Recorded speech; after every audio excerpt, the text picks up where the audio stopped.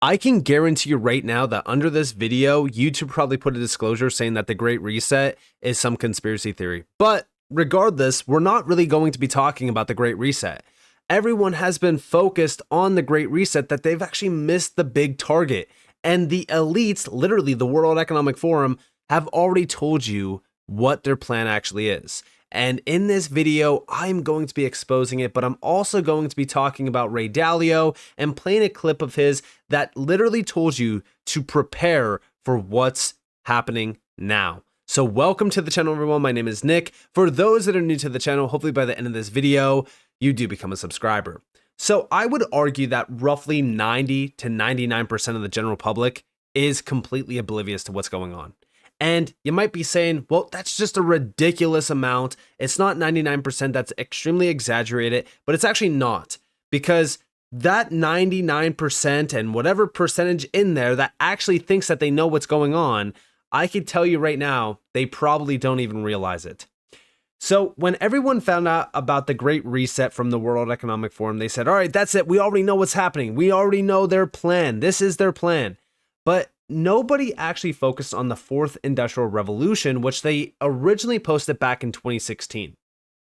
Now, what this is it represents a fundamental change in the way we live, work, and relate to one another. That's what the elites are telling us, right? But also, they say down here that these advancements are merging the physical, digital, and biological worlds in ways that create both huge promise and potential peril. That sounds terrifying to me. And the fact that this is from an elite organization like this, that does have, strings that they're pulling around the world, makes it even crazier. But also, I want to talk to you guys about Neuralink, because Elon Musk was pushing Neuralink for, many years, and everyone was celebrating it. They were like, this is great, this is awesome. Yet they refused to accept the fact that Elon Musk is a World Economic Forum puppet as well. People forget that. And Neuralink is literally a chip that they put in your brain. And also remember that the World Economic Forum wants to 3D print organs as well. Yeah, crazy stuff. But all of this has been a part of the fourth industrial revolution, which they did outline here on their full map. And this does include literally everything in society. When we look at this, right, this is the fourth industrial revolution. Then you have the technology and innovation, the frontier technologies, the ethics and identity, agile technology governance, agency and trust, disrupting jobs demanding new skills. Again, this is through AI. And they actually even say that artificial intelligence and related technologies are poised to eliminate 7 million jobs by 2038. They actually, when we look at 2038, it's going to advance much faster than 2038. And also, we have technology access and inclusion. This is, COVID-19 has, accelerated everything. It's changed everything. And digitization is now the big focus. And we need CBDCs and we need digital IDs. That's what's being pushed right now around a lot of this. And even when you look at this, right, blockchain's on here. And when you open blockchain, you see how big every single one of these sections are. So you open blockchain and now you can start to see everything, right? You see the digital ID, you see, cybersecurity being mentioned here. You see the future of work, net zero transition, climate crisis. You know what's crazy? I've always said when it comes to crypto that all these Bitcoin maxis that have been saying, oh, crypto's you're going to escape the elite system by using Bitcoin. Yeah, that's comical. Crypto is literally a significant piece of the whole puzzle that the elites have created and pushed to you. But when you look at all of this, it's very clear on where they want us to really kind of go, which is a digital financial system that is programmable. Now, outside of this, they also have the Global Lighthouse Network. And this is, again, using fourth industrial revolution technologies to transform factories, value chains, and business models for compelling financial and operational returns. How are they going to do, that? How are they going to see significant financial returns? Oh yeah, that's right. They're going to replace jobs with AI and robots. This is all a part of their fourth industrial revolution. So throw the Great Reset narrative out, enter the fourth industrial revolution, which we are now in. This is the wild one to actually focus on. And here we actually have another one of their maps. And I know that this is a little bit hard to see. I'll zoom in real quick. So if we actually look at this, you can see everything tied to this: the Internet of Things, artificial intelligence, health and healthcare, batteries. I mean, this is exactly what I mean. Everything that the World Economic Forum is looking into is changing every single thing around us. And even over here, they have centers for the fourth industrial revolution around the world to make sure that they are accelerating this globally. And this is their global map when it comes to their fourth industrial revolution network. And you can see all of the areas here. Very, very interesting. Now, outside of this, let's play this clip from Ray Dalio, because all of this is a part of, that's right, all of it's a part of the big shift, or as you all know, this is going to be a new world order. Check this out. Okay. Let's start by describing it's something like the new order to the next new order. And what I mean a new order, I mean the new system, right? Like the world order was made in 1945 at the end of a war. And a civil war can begin a new order inside of a country. Like the Chinese Civil War began their new order inside the country, 1949. And so that's like a new beginning. And what they always come out of wars. And a war is a fight for how the system works. So we'll begin there. After the fight of how the system works, it's a great leveler. It gets rid of a lot of the debts, and it starts over. And then there's a new power. In the United States, the New World Order, it was an American world order because the United States won World War II. It had 80% of the world's gold. Gold was money. It had the dominant military power. It had nuclear weapons.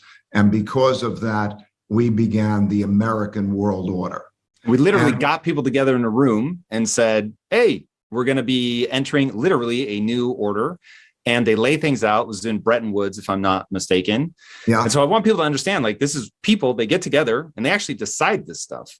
That's right. They carve up the world. Here are the borders. This group gets this piece, and so on and so forth. And then they begin. And and by the way, this has happened repeatedly throughout history. And so they start off with those new rules of the game. And you enter a period of peace and prosperity. And it's peace because nobody wants to fight the dominant power. The dominant power won, and you don't want to fight the dominant power. And you're exhausted. I mean, and this is one thing you're careful to point out in the book is like, war is horrendous. And so part of what creates that period of stability is just we've seen so many people die. There's so much destruction of life, wealth, which is why, the stakes are high when you're talking about this. That's right. And there's a change in psychology really that you're dealing with, because quite often these things take place. They take a generation or more to take place, a lifetime. And the people who enter the war do so boldly. But everybody who enters the war and then goes through the war wish they never went through the war because it's so terrible. But they come out, as you point out, and then the war is over. They want peace, they want productivity, and so on. And then it's a great leveler, less wealth gaps and so on. And they work well together, and they build a period of peace and prosperity. That is a long period of peace and prosperity. But during that peace and prosperity, more and more prosperity takes place, and they increasingly bet on that prosperity, and people get more in debt. And so you see the debt levels rise, and you see naturally, as prosperity comes, it comes in unequal ways, and some get richer than others. And so wealth gaps rise. And then those wealth gaps increasingly create opportunity gaps because the rich people have more resources to educate their children and give them the benefits. And so that happens over a period of time while the economy gets more indebted. And of course, as time progresses, other countries also rise. Those maybe that even lost the war, like Germany and Japan, they rebuild and they become competitors. And so what was a unique power of having won the war becomes less unique as there was more competition. And then you get a new generation of people who have a different mentality. They get used to those benefits and so on. And they are, let's say, less cautious in their financial behavior and so on. And so the classic ingredient also is that country that wins the war also has the world's reserve currency. Because, okay, you need a currency to transact internationally. It's like a language. You need a language to transact internationally. And the winner of the war gets the world's reserve currency because everybody thinks that's the most stable. And they also want to save in it. So there you guys have it. And yeah, I mean, we are literally witnessing a new world order, but this has been ongoing for a little bit of time now. And it's all based around the digital financial system. We are seeing geopolitical conflict. We're seeing, Russia pushing for a CBDC. Their CBDC timeline, which just got updated on October 2nd, by the way, is July 2025.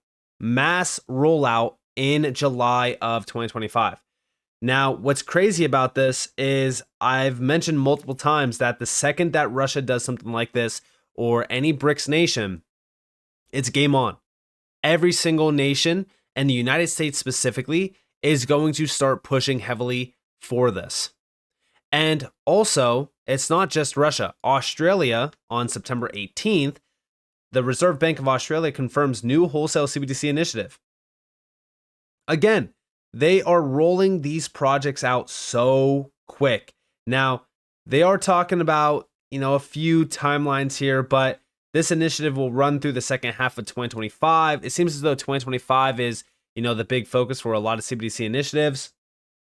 It's going to be very interesting to see how the global economy is looking at that time, because a lot of this does align perfectly with significant crises. You go back to 2020 around, COVID and the pandemic, that accelerated the digital move on money. They pushed for digital because cash usage was dropping. Everyone was locked inside.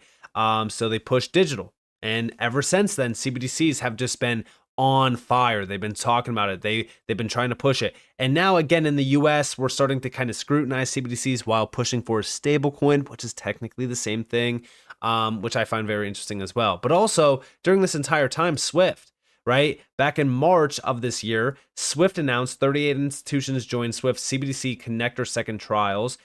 So they are trialing this. They're trialing this new system. Now, this was, 12 to 24 months that they were planning to launch this. So roughly a year, 2 years.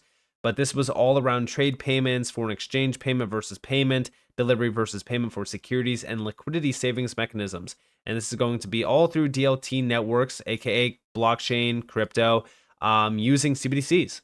They want to use CBDCs on DLTs the same exact way that I've been predicting for so long.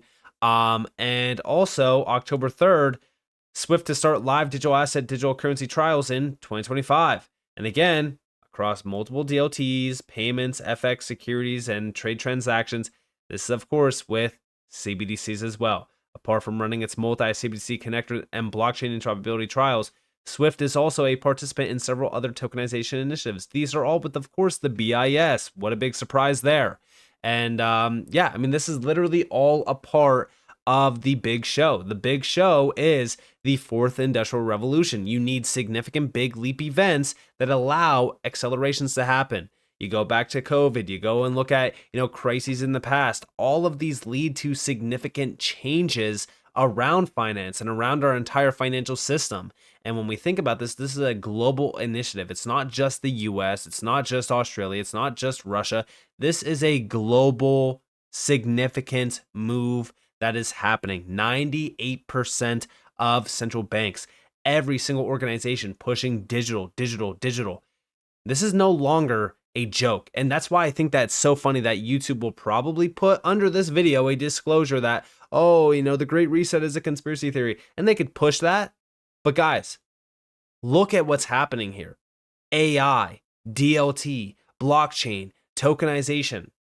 And it's all a part of the big plan. This is all a part of, what the World Economic Forum has been, pushing for so long. So with that being said, I hope that you guys enjoyed this video. If you guys did, definitely leave a like, subscribe, turn notifications on because more free content. You guys are more than welcome to follow me on Twitter and join the free Discord down in the description below. And with that being said, guys, it's been Nick. Thanks for watching.